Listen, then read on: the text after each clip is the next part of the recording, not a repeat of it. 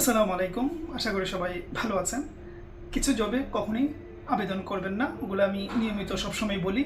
Biscuit, সানাসুর, তারপর বিভিন্ন ফার্মাসিউটিক্যালসে এগুলোতে জব করলে হবে কি, প্রথমত আপনার এইজটা চলে যাবে, আর এইজ চলে যাওয়ার পর গভর্নমেন্ট জবে আর ব্যাক করতে পারবেন না। কারণ হচ্ছে প্রচুর মানুষ সাময়িক অর্থনৈতিক সংকট কাটানোর জন্য এগুলিতে ইনভলভ হয়, বলে যে এটার পাশাপাশি পড়াশোনা করব, দেন গভর্নমেন্ট জব হলে শিফট করব। আদতে এটা কখনই হয় না, এই ভুল কখনই করবেন না। হ্যাঁ, ঠিক আছে, অনেকের প্রয়োজন থাকে, সেই জন্য কষ্ট করে বিকল্প কিছু করবেন, মানে প্রয়োজনে একটা শার্ট কম কিনবেন, খাবার দাবার একটু কম খাবেন, তবু চেষ্টা করবেন এই সমস্ততে ইনভলভ না হওয়ার জন্য। মূল কথা, ফোকাসটা গভর্নমেন্ট জবে রাখবেন।